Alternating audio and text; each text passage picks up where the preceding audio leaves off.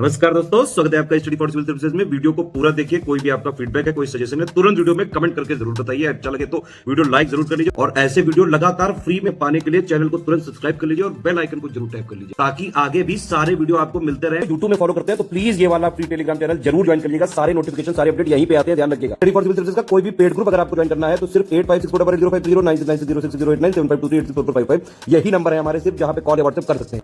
Instagram पे हमारा page जरूर फॉलो कर लीजिएगा, स्टडी फॉर सिविल .सर्विसेज है। ट्विटर पे हमको जरूर फॉलो कर लीजिएगा, @study for civils है। सारे क्वेश्चन अटेम्प्ट करिए और स्कोर अपना तुरंत कमेंट करके बताइए। नमस्कार दोस्तों, आप सभी का स्वागत है स्टडी फॉर एग्जाम्स में। दोस्तों, यह करंट अफेयर सीरीज का तीसरा वीडियो है। इससे पहले 2 वीडियो आ चुकी है और उसका जो लिंक है इसी वीडियो कमेंट बॉक्स में पिन कर दिया गया है। जो लोग वीडियो ना देखे हों वो लोग वीडियो जरूर देखें। वीडियो शुरू करने से पहले आपको बताना चाहता हूँ, UPPSC RO, BO, UPPCS prelims सहित हमारे कई पेड ग्रुप चल रहे हैं। अगर आप इन पेड ग्रुप से जुड़ना चाहते हैं तो दिए गए नंबर पर कॉल कर जानकारी प्राप्त कर सकते हैं। तो दोस्तों, देखते हैं हम लोग पहला प्रश्न। यहाँ पे 2 स्टेटमेंट दिया गया है। पहला जो स्टेटमेंट है, यूएनईपी रिपोर्ट के अनुसार प्रति व्यक्ति ग्रीन हाउस गैस उत्सर्जन में सर्वाधिक योगदान देने वाला जो देश है वो चीन है। दूसरा जो स्टेटमेंट है, विश्व बैंक ने commodity markets outlook report for October 2022 जारी किया है। इसमें आपको बताना है कौन सा स्टेटमेंट सही है, केवल 1, केवल 2, दोनों या इनमें से कोई नहीं। इसका जो पहला स्टेटमेंट है वह गलत है, क्योंकि यूएनईपी रिपोर्ट के अनुसार प्रति व्यक्ति ग्रीन हाउस गैस उत्सर्जन में जो सर्वाधिक योगदान देने वाला जो देश है वो चीन नहीं है बल्कि अमेरिका है। इसमें जो है अमेरिका पहले स्थान पर है और यहाँ पर जो है 14 टन कार्बन डाइऑक्साइड समतुल्य जो है उत्सर्जन होता है कार्बन का। इसको TCO2 इस प्रकार से डिनोट करते हैं। और पूरे विश्व का जो औसत टन कार्बन डाइऑक्साइड समतुल्य है वह आपका 6.3 है। इसमें पहले स्थान पर अमेरिका है, दूसरे स्थान पर रूस है, तीसरे स्थान पर आपका चाइना है और चौथे स्थान पर आपका ब्राज़ील है। भारत का काफ़ी कम है, भारत का जो है वह 2.4 है। तो इस प्रकार जो है पहला जो स्टेटमेंट वह गलत है। दूसरा जो स्टेटमेंट ये आपका सही है कि विश्व बैंक ने communities markets outlook report for October 2022 जो है वह जारी किया है। और यह जो रिपोर्ट है यह वर्ष में 2 बार जारी की जाती है। एक आपका अप्रैल में जारी की जाती है, दूसरी आपकी अक्टूबर में जारी की जाती है। तो इस रिपोर्ट के अनुसार वैश्विक ऊर्जा की कीमतें जो है वह कम होगी। और इस रिपोर्ट को माना जाए तो वर्ष 2023 में जो इनकी कीमतें कम होंगी वह आपकी 11% होगी और 2024 में इनकी कीमतें जो कम होंगी वो आपकी 12% तक कम हो सकती हैं, वैश्विक ऊर्जा की कीमतें। तो इस प्रकार जो है इसका जो दूसरा ऑप्शन है केवल 2, ये आपका सही होगा। आते हैं अगला प्रश्न लोग। हाल ही में रक्षा मंत्रालय ने DRDO industry academia centre for excellence की स्थापना कहाँ की है? IIT Kanpur, IIT Roorkee, IIT Madras या IIT बॉम्बे? तो इसकी जो स्थापना हुई है ये आपकी IIT रुड़की में हुई है, जिसे रक्षा मंत्रालय ने स्थापित किया है। बात कर लेते हैं हम लोग DRDO की। तो DRDO जो स्थापना हुई है वो वर्ष 1958 में DRDO की स्थापना हुई है और इसका जो मुख्यालय है वो नई दिल्ली में इसका मुख्यालय है। और इसके वर्तमान में जो अध्यक्ष हैं वह समीर वी कामत जी हैं। समीर वी कामत जी DRDO के वर्तमान चेयरमैन हैं। इसका जो ऑप्शन बी है वह सही है। गरुड़ 7 भारत की वायुसेना और फ्रांस द्वारा आयोजित एक द्विपक्षीय अभ्यास है। दूसरा जो स्टेटमेंट है, हाल ही में इसका आयोजन जोधपुर में किया गया है। ऑप्शन आप लोग पढ़ लीजिए। इसमें सही जो स्टेटमेंट है वो आपको पहचानना है। इसका जो पहला स्टेटमेंट यह सही है कि गरुड़ 7 जो है यह भारत की वायुसेना और फ्रांस द्वारा आयोजित एक द्विपक्षीय अभ्यास है। और इसका दूसरा जो स्टेटमेंट यह भी सही है, हाल ही में जो इसका आयोजन किया गया है वो राजस्थान के जोधपुर में इसका आयोजन किया गया है। और इसमें जो है आपके राफेल, सुखोई, तेजस, जगुआर, ये सभी जो हमारे लड़ाकू विमान है ये सभी इसमें भाग लिए थे। और यह जो है 7वां संस्करण है गरुड़ का। पहला जो संस्करण है वो वर्ष 2003 में इसे आयोजित किया गया था और यह हमारे वायुसेना का सैन्य अभ्यास है। और वर्तमान में मेजर एयर चीफ मार्शल हैं वो विवेक राम चौधरी जी हैं। विवेक राम चौधरी जी वर्तमान में एयर चीफ मार्शल हैं भारत के। तो इस प्रकार जो है इसके दोनों स्टेटमेंट है वो आपके सही है। आते हैं अगला प्रश्न लोग। लुइज इनासियो लूला डा सिल्वा किस देश के नए राष्ट्रपति बने हैं? दक्षिण अफ्रीका, ब्राज़ील, सोमालिया या नामीबिया? तो यह बने आपके ब्राज़ील के नए राष्ट्रपति लुइज इनासियो लूला डा सिल्वा और इन्होंने बोल्सोनारो को हराया है। जो पूर्व जो है राष्ट्रपति रहे हैं, और यह ब्राज़ील के 39वें राष्ट्रपति बने हैं, लूला डा सिल्वा जी। आते हैं अगला प्रश्न लोग। संयुक्त राष्ट्र जलवायु परिवर्तन सम्मेलन के संदर्भ में यहाँ पे 3 स्टेटमेंट दिया गया है। आपको बताना है कौन सा स्टेटमेंट जो है वह सही है। इसके लिए 4 ऑप्शन दिया गया है। पहला जो स्टेटमेंट है, COP27 की बैठक 6 से 18 नवंबर 2022 के बीच मिस्र के शर्म अल शेख में आयोजित की गई है। दूसरा स्टेटमेंट है, इसमें भारत ने इन आवर लाइफ टाइम अभियान को लॉन्च किया है। तीसरा स्टेटमेंट है, अरब अमीरात और इंडोनेशिया ने जलवायु के लिए मैंग्रोव गठबंधन मैंग्रोव अलायंस फॉर क्लाइमेट की घोषणा की है। ऑप्शन आप लोग पढ़ लीजिए। इसका जो पहला ऑप्शन है, पहला जो स्टेटमेंट वह सही है कि COP27 की जो बैठक हुई है वह 6 से 18 नवंबर 2022 तक मिस्र के शहर शर्म अल शेख में आयोजित किया गया है। यह आपकी COP27 की बात हो गई। और COP जो आपका 28 होगा यह UAE में आयोजित होगा। अगला जो वर्ष 2023 में आयोजित होने वाला है यह आपके UAE में आयोजित होगा। दूसरा जो स्टेटमेंट यह भी सही है कि इसमें भारत ने इन आवर लाइफ टाइम को अभियान जो है इसे लॉन्च किया है, और इसमें पर्यावरण, वन और जलवायु परिवर्तन मंत्रालय और साथ में जो है संयुक्त राष्ट्र विकास कार्यक्रम में जो है मिलकर इसे शुरू किया है इन आवर लाइफ टाइम को। और इसका जो उद्देश्य है वह 18 से 23 वर्ष की आयु के युवाओं को अस्थायी जीवन शैली के संदेशवाहक बनाने के लिए प्रेरित करना इसका उद्देश्य है। और बाद में जो लाइफ मिशन है, लाइफ अभियान है, इसके लोगो और टैगलाइन को गुजरात में प्रधानमंत्री नरेंद्र मोदी जी जो स्टैच्यू ऑफ यूनिटी है वहाँ पर संयुक्त राष्ट्र महासचिव जो वर्तमान में है एंटोनियो गुटेरेस हैं, उनकी उपस्थिति में लोगो और टैगलाइन को लॉन्च किया है। इसका जो तीसरा स्टेटमेंट यह भी सही है कि अरब अमीरात और इंडोनेशिया ने जलवायु के लिए मैंग्रोव गठबंधन की घोषणा की है, और अरब अमीरात और इंडोनेशिया के साथ ही भारत, श्रीलंका, ऑस्ट्रेलिया, जापान और स्पेन जो है इस जलवायु के लिए मैंग्रोव गठबंधन में शामिल हैं। तो इस प्रकार जो है इसके तीनों जो स्टेटमेंट हैं वह सभी सही हैं। आते हैं अगला प्रश्न लोग। हाल ही में बाल यौन शोषण, दुर्व्यवहार और हिंसा रोकथाम के लिए विश्व दिवस किस दिन मनाया गया है?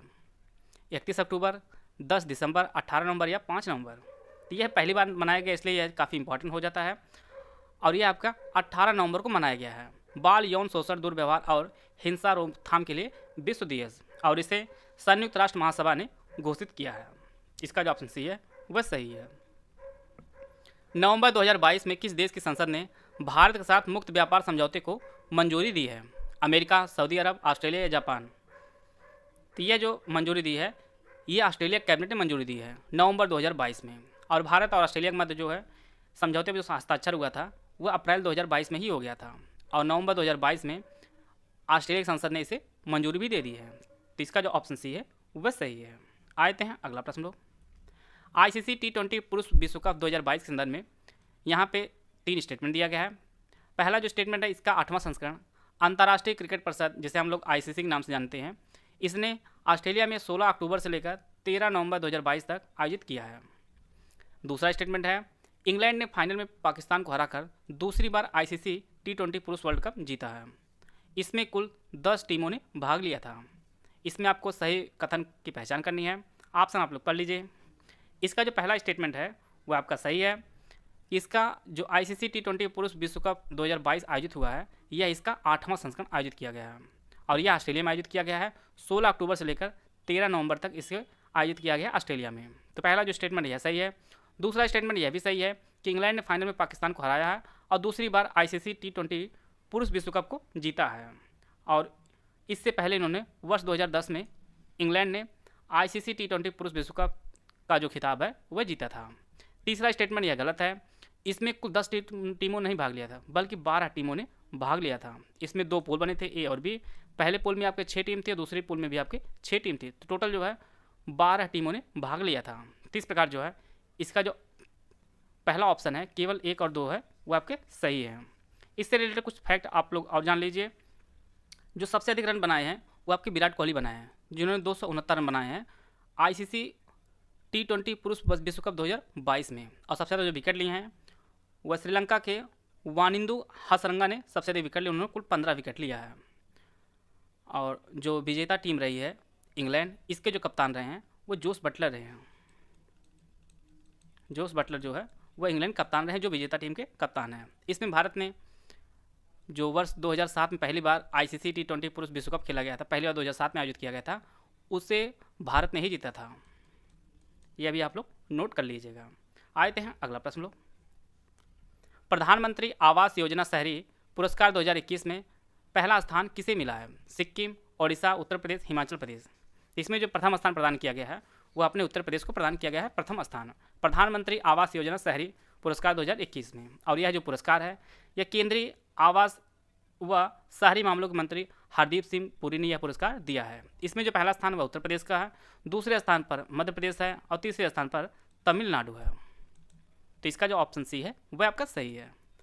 अगला जो प्रश्न है, किस वर्ष को आसियान भारत मैत्री वर्ष के रूप में घोषित किया गया है? 2023, 2022, 2025 या 2024?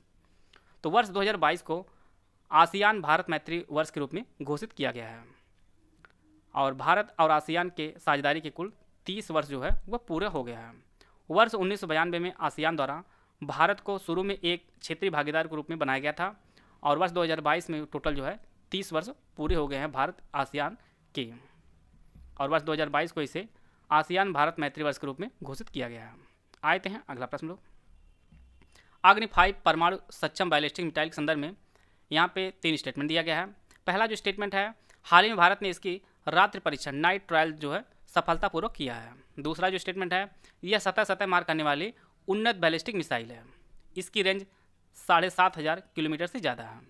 इसमें सही कथन की पहचान करनी है, केवल 1 और 2, केवल 2 और 3, केवल 3 या 1, 2 और 3। तो इसका जो पहला स्टेटमेंट यह सही है कि अभी हाल ही में जो है भारत ने इसका नाइट ट्रायल जो है वह सफल परीक्षण कर लिया है। दूसरा जो स्टेटमेंट है यह भी सही है, यह सतह मार करने वाली उन्नत बैलिस्टिक मिसाइल है अग्नि 5, जो परमाणु सक्षम बैलिस्टिक मिसाइल है। इसका जो तीसरा स्टेटमेंट यह गलत है, क्योंकि इसकी जो रेंज है वह 7500 किलोमीटर नहीं है, यह 5000 किलोमीटर इसकी रेंज है। इस प्रकार जो है इसका जो ऑप्शन ए है वह आपका सही है, केवल 1 और 2 जो है वह आपके सही है। और इसे जो है DRDO ने बनाया है, अग्नि 5 को DRDO ने बनाया है, और यह दागो और भूल जाओ मिसाइल है। आते हैं अगला प्रश्न लो। 12वां विश्व हिंदी सम्मेलन का आयोजन कहाँ किया जाएगा? नई Delhi Bharat, Paris France, London England या नॉर्डी फिजी? तो इसका जो सही आंसर है वो ऑप्शन डी, नॉर्डी फिजी में आयोजन किया जाएगा 12वां विश्व हिंदी सम्मेलन का, और यह 15 से 17 फरवरी 2023 में आयोजन जो है इसका किया जाएगा नॉर्डी फिजी में। विश्व हिंदी सम्मेलन का जो पहला संस्करण है वो वर्ष 1975 में आयोजित किया गया था, और यह आपके भारत में आयोजित किया गया था विश्व हिंदी सम्मेलन का। यहीं पर एक चीज़ और नोट कर लीजिए, फिजी की राजधानी आपकी वो सुवास है। सुवास जो है ये आपकी फिजी की राजधानी है। आते हैं अगला प्रश्न लोग। हाल ही में जारी रिपोर्ट के अनुसार इंदिरा गांधी इंटरनेशनल एयरपोर्ट विश्व का कौन सा सबसे व्यस्ततम जो है एयरपोर्ट बना है? 5वां, 10वां, 8वां या 12वां? तो यह जो एयरपोर्ट बना है विश्व का 10वां सबसे व्यस्ततम एयरपोर्ट बना है, इंदिरा गांधी इंटरनेशनल एयरपोर्ट, और यह आपके दिल्ली में स्थित है, दिल्ली में स्थित है। और इसके लिए इंडेक्स जारी किया गया है। यह जो इंडेक्स है यह OAG ने जारी किया है इस इंडेक्स को, और इसके अनुसार अमेरिका हॉर्सफील्ड जैक्सन का अटलांटा जो अंतर्राष्ट्रीय एयरपोर्ट है यह सबसे व्यस्ततम एयरपोर्ट है। अटलांटा जो है यह पहले स्थान पर है, दूसरे स्थान पर आपका दुबई एयरपोर्ट है, दुबई इंटरनेशनल एयरपोर्ट, और तीसरे स्थान पर जापान के टोक्यो शहर में स्थित है। और इंदिरा गांधी इंटरनेशनल एयरपोर्ट जो है इस रैंक में 10वें स्थान पर आता है, और यह आपके दिल्ली में स्थित है। आते हैं अगला प्रश्न लोग। हाल ही में चर्चा में रहा प्रोजेक्ट ड्रैगन फ्लाई किस अंतरिक्ष एजेंसी का है? जाक्सा, नासा, इसरो या रॉसकॉस्मोस? तो इसका जो सही आंसर है वो ऑप्शन बी, यह जो मिशन है यह नासा का है, प्रोजेक्ट ड्रैगन फ्लाई, और इसे नासा वर्ष 2027 में लॉन्च करेगा। और यह शनि का जो सबसे बड़ा उपग्रह टाइटन है उसके अध्ययन के लिए ड्रैगन फ्लाई को लॉन्च करेगा, और यह वहाँ पे पहुँचेगा वर्ष 2034 में। ड्रैगन फ्लाई प्रोजेक्ट जो है, और यह आपके नासा का है। आते हैं अगला प्रश्न लोग। सैयद मुश्ताक अली ट्रॉफी 2022 किसने जीता है? हिमाचल प्रदेश, मुंबई, उत्तर प्रदेश या सौराष्ट्र? तो यह जो ट्रॉफी है यह मुंबई ने जीता है, सैयद मुश्ताक अली ट्रॉफी 2022 को, और इसने फाइनल में हिमाचल प्रदेश को हराया, और सैयद मुश्ताक अली ट्रॉफी को पहली बार जो है वो मुंबई ने जीता है। मुंबई ने जो है इसे पहली बार जीता है। बाकी अन्य टीमों ने कई बार जीता है, लेकिन पहली बार मुंबई ने जीता इसे। जैसा कि आप लोग जानते हैं कि UPPSC की जो है वो एग्ज़ाम डेट आ गई है, तो आप लोग जो करंट अफेयर वो जरूर फॉलो करिए। साथ में जो लोग BO और RO की तैयारी कर रहे हैं वो लोग करंट अफेयर को जरूर फॉलो जो है वो करते रहें। आते हैं अगला प्रश्न लोग। हाल ही में 24 अक्टूबर को विश्व पोलियो दिवस मनाया गया है और वर्ष 2022 की theme A healthier future for mothers and children थी। सही कथन की पहचान करनी है, केवल एक, केवल दो, दोनों या इनमें से कोई नहीं। तो इसका जो पहला स्टेटमेंट है यह सही है कि हाल ही में जो है 24 अक्टूबर को विश्व पोलियो दिवस मनाया गया है और इसकी जो थीम रखी गई थी a healthier future for mothers and children, इसकी थीम रखी गई थी। तो इस प्रकार जो है इसके जो दोनों स्टेटमेंट है वो आपके सही हैं।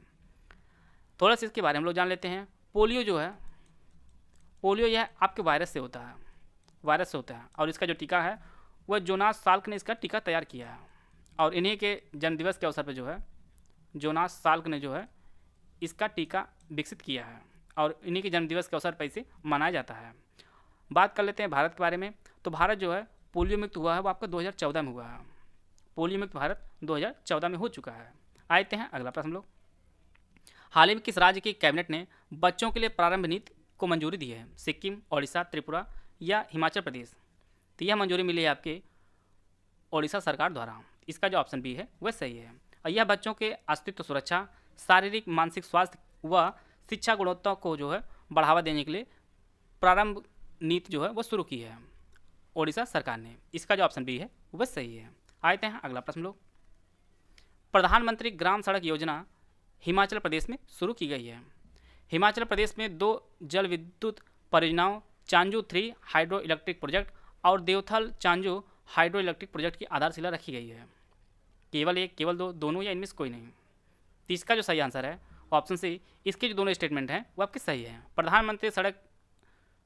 प्रधानमंत्री ग्राम सड़क योजना 3 जो है ये हिमाचल प्रदेश में शुरू की गई है और इसके तहत कुल 3125 किलोमीटर लंबी जो है सड़कों का विकास किया जाएगा और यह योजना जो है प्रधानमंत्री नरेंद्र मोदी जी ने इसे शुरू किया है। और साथ में जो है हिमाचल प्रदेश में दो जो है जल विद्युत परियोजना चांजू 3 हाइड्रो इलेक्ट्रिक प्रोजेक्ट और देवथल चांजू हाइड्रो इलेक्ट्रिक प्रोजेक्ट की जो आधारशिला है वह प्रधानमंत्री नरेंद्र मोदी ने की है और यह हिमाचल प्रदेश के चंबा एक जिला है, वहाँ पर यह परियोजना शुरू की गई है। जो चांजू 3 जो परियोजना है यह आपके 48 मेगावाट की है और दूसरी जो आपकी है देवथल चांजू हाइड्रो इलेक्ट्रिक प्रोजेक्ट है ये आपकी 30 मेगावाट की है और इससे पूरे वर्ष में 270 मिलियन यूनिट जो है बिजली उत्पन्न की जाएगी। तो इस प्रकार जो है इसका जो ऑप्शन सी है वह सही है। दोनों स्टेटमेंट इसके सही है। नताशा पिर्क मुसर किस देश की पहली महिला राष्ट्रपति चुनी गई हैं? आयरलैंड, कनाडा, स्लोवेनिया या स्पेन? यह जो महिला राष्ट्रपति बनी है यह आपकी स्लोवेनिया की बनी है, नताशा पिर्क मुसर। स्लोवेनिया की राजधानी भी आप लोग जान लीजिए। स्लोवेनिया जो राजधानी है वो लुब्लियाना जो है स्लोवेनिया की राजधानी है। इसका जो ऑप्शन सी है वह सही है। फीफा महिला विश्व कप 2023 के संदर्भ में यहाँ पे 2 स्टेटमेंट दिया गया है। इसका जो शुभंकर है वह तजुनी है और इसे अमेरिका और न्यूजीलैंड में संयुक्त रूप से आयोजित किया जाएगा। सही कथन की पहचान करनी है आपको, केवल एक, केवल दो, दोनों या इनमें से कोई नहीं। तो इसका जो सही आंसर है वो ऑप्शन ए, केवल एक। इसका जो शुभंकर व तजुनी है यह सही कथन है। इसका जो दूसरा स्टेटमेंट यह गलत है। इसका जो आयोजन किया जाएगा वह ऑस्ट्रेलिया और न्यूजीलैंड में होगा। ऑस्ट्रेलिया और न्यूजीलैंड में इसका आयोजन किया जाएगा वर्ष 2023 में। बात कर लेते हैं हम लोग फीफा की। तो फीफा का जो मुख्यालय है वह स्विट्जरलैंड में है। स्विट्जरलैंड में फीफा का मुख्यालय है और इसकी जो स्थापना हुई है वो वर्ष 1904 में इसकी स्थापना हुई है। तो इसका जो पहला ऑप्शन है वह सही है। आशा है आप सभी को बहुत कुछ जानने को मिला होगा। वीडियो अगर आपको अच्छा लगा तो लाइक कर सकते हैं, चैनल सब्सक्राइब कर लीजिए। वीडियो को पूरा देखने धन्यवाद। जय हिंद, जय भारत।